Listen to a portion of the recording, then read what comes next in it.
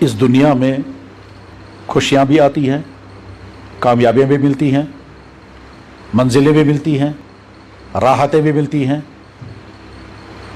پیسہ بھی ملتا ہے، مسرتیں بھی آتی ہیں، خواب بھی پورے ہوتے ہیں، جو سوچا بھی نہیں تھا کبھی کبھی وہ سب بھی ملتا ہے، اور مشکلات بھی آئیں گی، غم بھی آئیں گے، نقصان بھی ہوگا، پریشانیاں بھی آئیں گی، بیماریاں بھی آ سکتی ہیں، اپنوں کے ذریعے سے بھی تکلیف پہنچ سکتی ہے، غیروں کے ذریعے سے بھی تکلیف پہنچ سکتی ہے۔ خوشی اور غم، رنج اور راحت، یہ اس دنیا میں ایک ساتھ چلتے ہیں۔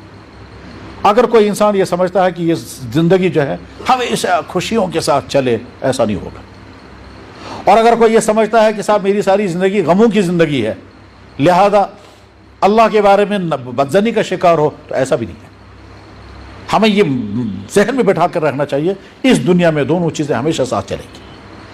اب آدمی کی حالتیں دو ہیں، یا تو ہماری حالت یہ ہے کہ ہمیں کوئی پریشانی نہیں، کوئی الجھن نہیں، کوئی ہمارا خواب نہیں، کوئی ایسی تمنا نہیں جو پوری نہ ہو رہی ہو، کوئی ضرورت ایسی نہیں ہے جو پوری نہ ہو رہی ہو، تو وہ خوشی کی حالت میں ہے۔ تو پھر شکر اور اپنے آپ کو کنٹرول میں رکھنا، کیونکہ جب انسان کو کسی الجھن میں نہیں ہوتا اس کو بگڑنے کے خطرے زیادہ ہوتے ہیں۔ جب جیب میں پیسہ ہو، پریشانی کوئی نہیں، کسی قسم میں ٹینشن نہیں، آمدنی آ رہی ہے، خرچ ہو رہی ہے، نہ گھر میں کوئی مسئلہ ہے، نہ کاروبار کا کوئی مسئلہ ہے، نہ صحت کا کوئی مسئلہ ہے، نہ بچوں کا کوئی مسئلہ ہے، ایسے وقت میں انسان کا ذہن کیا کہتا ہے؟ اب ہم خوشیاں منائیں گے، اور وہ خوشیاں منانے کے لیے راستے ڈھونڈتا ہے۔ اب راستہ ڈھونڈے گا، گھومنے جائیں گے، اب پکنک منائیں گے، اب یہ چیز کریں گے، تو خوشیوں کے ماحول میں بگڑنے کے خطرے ہوتے ہیں۔ اس لیے آدمی کو بار بار اس وقت میں اگر خوشی کے ماحول میں ہوں، اس وقت اگر میں راحت کے ماحول میں ہوں، اس وقت اگر مجھے کوئی پریشانی نہیں ہے، تو مجھے اپنے آپ کو شکر کے حالت میں رکھنا ہے، اور اس خوشی کی حالت میں بار بار سوچنا چاہیے مجھے یہ چیز حاصل ہے، فلاں کو نہیں ہے۔ اگر میری حالت ویسی ہو جائے پھر کیا ہوگا؟ میری اس وقت صحت بالکل ٹھیک ہے، فلاں آدمی اس بیماری میں ہے، اگر میں اس بیماری میں پھنس گیا تو کیا ہوگا؟ بس فرض کیجیے آپ جوان ہیں، ہارٹ کا کوئی مسئلہ نہیں، برین کا کوئی مسئلہ نہیں، کڈنی کا کوئی مسئلہ نہیں، ڈائجسٹو سسٹم فٹ ہے، نیند صحیح آ رہی ہے، ٹھیک ہے، پیسہ بھی خوب ہے، والدین بڑی شفقت کر رہے ہیں، کوئی مشکل نہیں ہے، تو گویا آپ کی زندگی اس وقت خوشیوں کی ہے۔ تو فوراً یہ سوچنا ہے مجھ جیسے نہ جانے کتنی کڈنی فیلئر ہے، مجھ جیسے نہ جانے کتنے ایسے جن کو ضرورت کا پیسہ بھی نہیں مل رہا ہے، مجھ جیسے غرض یہ کہ فوراً دوسروں کے متعلق سوچیں جس کے پاس ان میں کوئی چیز کم ہو، اور پھر شکر کی کیفیت پیدا کریں۔ یہ ہے اگر ہم خوشیوں کے ماحول میں ہوں۔ اور اگر غموں کی زندگی ہے، اگر غموں کی زندگی ہے، رنج کی زندگی ہے، مشکلات والی زندگی ہے، وہ مشکلات کچھ بھی ہو سکتی ہے، خواب پورا نہیں ہو رہا ہے، تعلیم آگے نہیں چل پا رہی ہے، ٹھیک ہے، آپ کہیں سلیکشن چاہتے تھے نہیں ہو پایا، کاروبار اچانک بیٹھ گیا، نقصان ہو گیا، کسی نے دھوکہ دیا، کسی نے تکلیف پہنچائی۔ یہ تکلیف پہنچانے والے اپنے بھی ہو سکتے ہیں، غیر بھی ہو سکتے ہیں، یہ پڑوسی بھی ہو سکتے ہیں، رشتہ دار بھی ہو سکتے ہیں، یہ آفس کے کلیگ بھی ہو سکتے ہیں، افسر بھی ہو سکتے ہیں۔ دوسروں کے ذریعے سے تکلیف آ رہی ہے، یا خود کسی تکلیف میں مبتلا ہے، پریشانیوں میں، چاہے مالی اعتبار سے، چاہے جسمانی اعتبار سے، چاہے صحت کے اعتبار سے، تو اس وقت انسان کو کیا سوچنا چاہیے؟ جواب، سب سے پہلے یہ سوچنا چاہیے کہ میں کسی گناہ میں اگر مبتلا نہیں ہوں تو یہ مصیبت اللہ کی طرف سے رحمت ہے۔ اگر میں کسی گناہ میں مبتلا نہیں ہوں تو یہ مصیبت تو ہے، لیکن اس کے پیچھے اللہ کی رحمت ہے۔ اور وہ کیا؟ اللہ تعالیٰ شانو فرماتے ہیں میرے نیک بندو، میں کبھی نہ کبھی تمہیں ضرور آزماؤں گا کہ خوشیوں کے دور میں تم دیندار رہے، پریشانی ڈال کر میں دیکھنا چاہوں گا تم رہو گے دیندار یا نہیں، اس لیے میں آزماؤں گا ضرور۔ وَلَنَبْلُوَنَّكُمْ بِشَيْءٍ مِّنَ الْخَوْفِ وَالْجُوعِ وَنَقْصٍ مِّنَ الْأَمْوَالِ وَالْأَنفُسِ وَالثَّمَرَاتِ، ضرور بے ضرور میں تمہیں آزماؤں گا، کسی مشکل میں ڈالوں گا، کسی پریشانی میں ڈالوں گا، نقصان ہوگا جان کا، مال کا، پھلوں کا، کوئی نہ، اور میں دیکھوں گا صبر کرو گے یا نہیں۔ اگر تم نے صبر کیا وَبَشِّرِ الصَّابِرِينَ، میری طرف سے خوشخبری ہو۔ دوسری جگہ اللہ تعالیٰ فرماتے انما یوفی الصابرون اجرهم بغیر حساب، میں صبر کرنے والوں کو بے شمار اجر عطا کرتا ہوں۔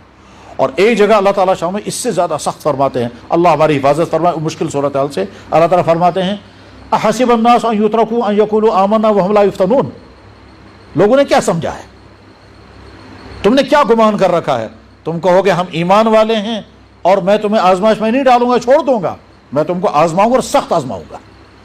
وَلَقَدْ فَتَنَّا الَّذِينَ مِن قَبْلِهِمْ، میں نے اس سے پہلے بھی لوگوں کو آزمایا، تم کو بھی آزماؤں گا۔ ایمان قبول کرنے کے بعد کوئی مصیبت ڈالوں گا، میں چیک کروں گا تم ایمان پر جمو گے، دین پر قائم رہو گے یا نہیں، وہ میرا امتحان ہوگا۔ تو اگر انسان گناہوں میں مبتلا نہیں ہے اور کوئی پریشانی آئی، یہ پریشانی سزا نہیں ہے، یہ اللہ کی طرف سے امتحان ہے، اس وقت بندے کو سوچنا چاہیے کہ یا اللہ میں اس امتحان کے لائق تو نہیں ہوں، لیکن آپ نے مجھ پر اگر امتحان ڈالا ہے تو میں اپنی زبان سے آپ کے متعلق کوئی غلط جملہ نہیں نکال سکتا، میں اپنے دماغ میں آپ کے متعلق کوئی غلط فہمی نہیں لا سکتا، یہ میں اس لیے عرض کر رہا ہوں۔ اس مرحلے میں کبھی کبھی آدمی کا ایمان چھن جاتا ہے۔ وہ کیسے؟ ایک انسان دیندار ہے، نمازی بھی ہے، کوئی گناہ نہیں ہے، اس کے بعد مصیبت آ گئی تو اس کی زبان پر آ گیا اللہ نے مجھے کیوں یہ مصیبت ڈالی؟ میں نے کیا کیا تھا؟ میں تو نمازی بھی تھا، میں تو حرام سے بچ رہا ہوں، پھر بھی اللہ نے مجھ پر مصیبت ڈالی، کیوں ڈالی مجھے؟ اس کے بعد شیطان کوشش کرے گا دماغ میں آئے اللہ کی بدزنی، اللہ نے مجھ پر ظلم کیا، اللہ مجھ پر زیادتی کی، میں نے تو ویسی زندگی گزار رہا ہوں جیسے نیک لوگوں کی زندگی، پھر کیوں اللہ نے مجھ پر مصیبت ڈالی؟ شیطان بہت اچھا، تم فیل ہو گئے۔ کیا فیل ہو گئے؟ اللہ نے یہ جو پریشانی ڈالی تھی، اس پریشانی میں چک کرنا چاہتے تھے، تمہاری حالت کیا رہے گی؟ تم نے تو اللہ کے متعلق بدزنی ذہن میں لائی اور بد کلامی زبان پر لائی۔ تو بدزنی سے بھی بچنا ہے اور بد کلامی سے بھی بچنا ہے، اور اس وقت سوچنا کیا ہے کہ جو مصیبت مجھ پر یہ تو کچھ بھی نہیں ہے۔ نبیوں پر کتنی مصیبتیں آئیں اور سید الانبیاء جناب رسول اکرم صلی اللہ علیہ وسلم کتنی مصیبتیں آئیں، آپ نے خود فرمایا جتنا مجھے ستایا گیا اتنا دنیا میں کسی کو نہیں ستایا گیا، جتنا مجھے ایذا پہنچا اتنا دنیا میں کسی کو ایذا میں۔ کوئی کون سی تکلیف ہے جو اللہ کے نبی کو نہیں پہنچی ہے؟ فاقے بھی لگے، کپڑے بھی نہیں تھے، گھر بھی چھوڑنا پڑا، تانے بھی دیے گئے، گالیاں بھی دی گئی، پتھر بھی مارے گئے، چہرے پر خاک بھی ڈالی گئی، زخمی بھی کیا گیا، جادو بھی کیا گیا، زہر بھی کھلایا گیا، ٹھیک ہے، اور تکلیف پہنچانے کی کوئی قسم ہی ایسی نہیں ہے جو حضور کے ساتھ نہ ہوئی ہو۔ بعض دفعہ واقعات اتنے دردناک واقعات ہوتے ہیں۔ اس وقت میں جیسے ابھی تھوڑے دیر پہلے عرض کر رہا تھا، مینا میں حاجی حضرات ہیں، یقیناً اللہ کے نبی علیہ السلام مینا میں جاتے تھے لوگوں کو اسلام کی دعوت دینے کے لیے، کوئی پتھر پھینکتا تھا، کوئی گرد و غبار پھینکتا تھا، کوئی گالیاں دیتا تھا، اور پورے دن گھوم کر کے شام کو واپس آتے تھے حضور تھکے ہوئے، گرد و غبار میں اٹے ہوئے، پسینہ ہیں، اور کبھی کبھی خون کے دبے بھی لگے ہوئے ہوتے تھے۔ تو حضرت فاطمہ غمناک انداز میں کہ ابا جان یہ کس نے کیا، یہ ایسا کیوں آپ کے ساتھ ہے؟ تو حضور فرماتے فاطمہ صبر کرو، کسی کو بتانا مت، برداشت کرتے تھے۔ میرا بھی یہ سب ہوتا تھا۔ تو غرض یہ کہ مصیبت آئیں گی، اور مصیبتوں میں انسان کو فوراً سوچنا چاہیے میرے نبی پر کیا کیا حالات آئے، میرے تو کچھ بھی نہیں، نمبر ایک۔ نمبر دو، کبھی کبھی اللہ تعالیٰ شاہ مصیبت ڈالتے ہیں بندے کو اپنے سے اٹیچ کرنے کے لیے، وہ بڑی اہم ترین حکمت ہے، مگر وہ ہے کڑوی چیز۔ بندہ اللہ سے دور ہو چکا ہے، اب اللہ تعالیٰ اس کو جھٹکا دیتے ہیں، ڈالیں گے کوئی مصیبت، اس مصیبت ڈالنے کے بعد کیا ہوگا؟ بندہ اب اللہ سے جڑے گا، یا اللہ میں بے کس ہوں، اب یہ دعائیں بھی شروع کرے گا، نمازیں بھی شروع کرے گا، دوسرے دعائیں بھی کرائے گا، گناہ بھی چھوڑ دے گا، اور مانگتا رہے گا یا اللہ اس مصیبت سے مجھے نجات دے، یا اللہ یہ بیماری آ گئی، یا اللہ یہ مصیبت۔ تو یہ مصیبت میں گھبراتا رہے گا، مانگتا رہے گا، گڑ گڑاتا رہے گا۔ اللہ تعالیٰ شانو چاہتے ہیں میں یہی چاہتا تھا تم میرے ساتھ اٹیچ ہو جاؤ۔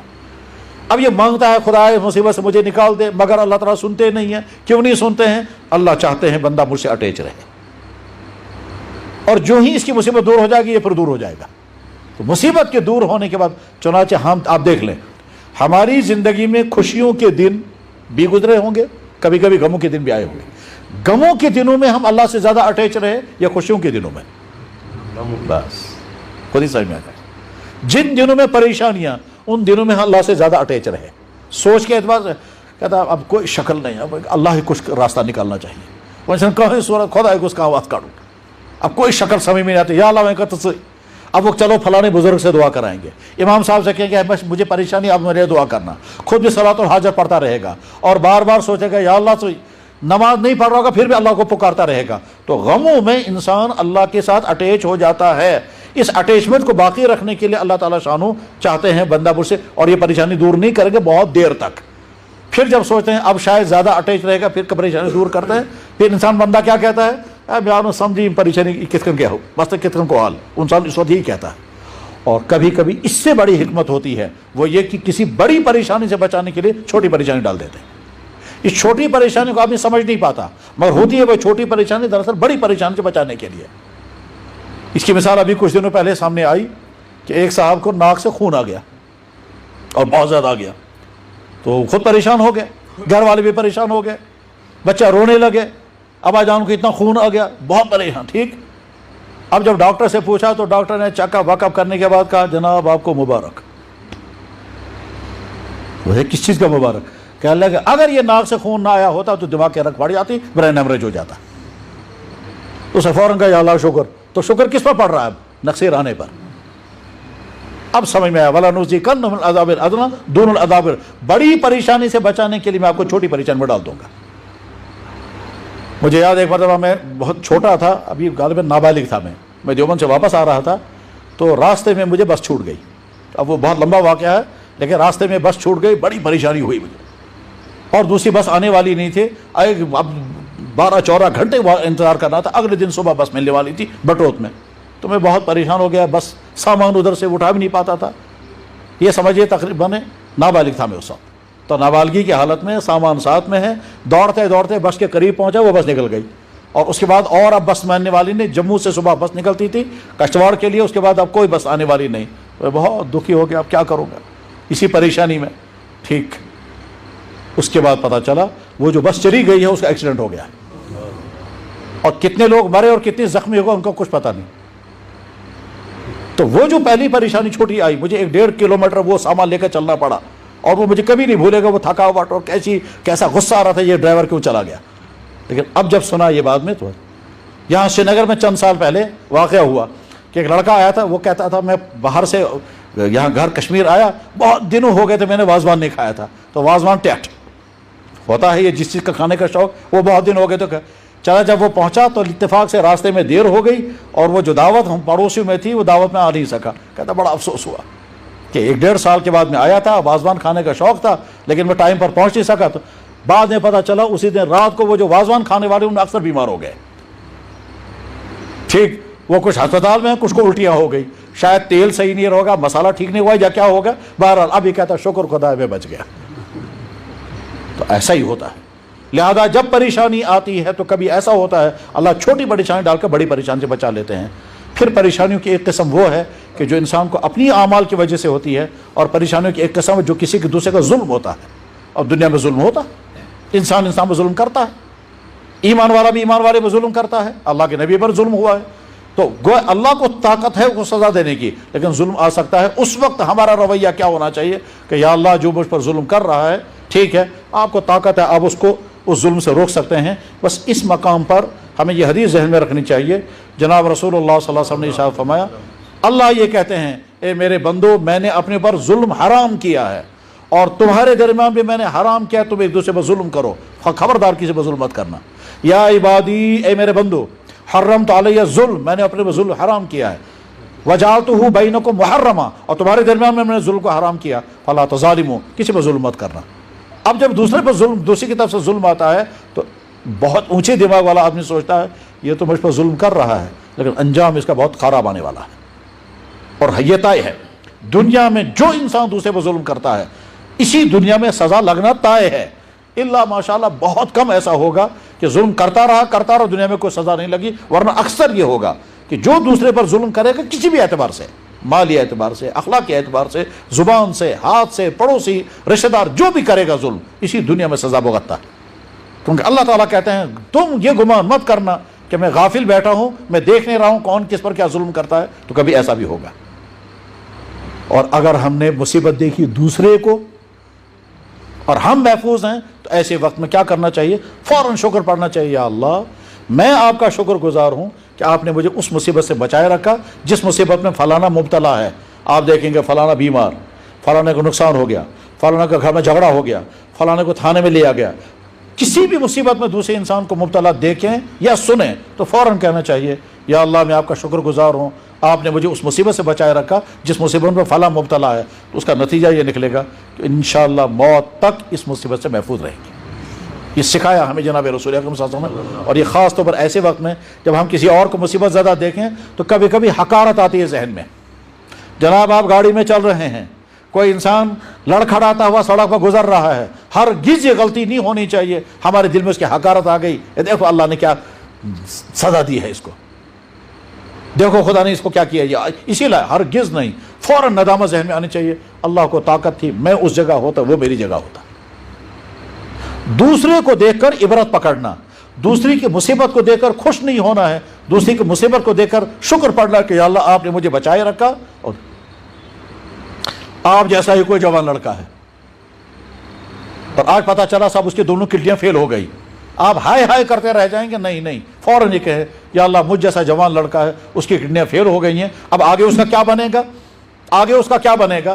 لیکن یہاں جہاں ہم اس وقت ہیں، جہاں ہیں، یہاں بالکل قریب، جہاں سے بالکل قریب، ابھی ہم وہیں سے گزر کر کے آئے، ایک مکان کی اوپر والی چھت میں ایک 22 سال کا جوان،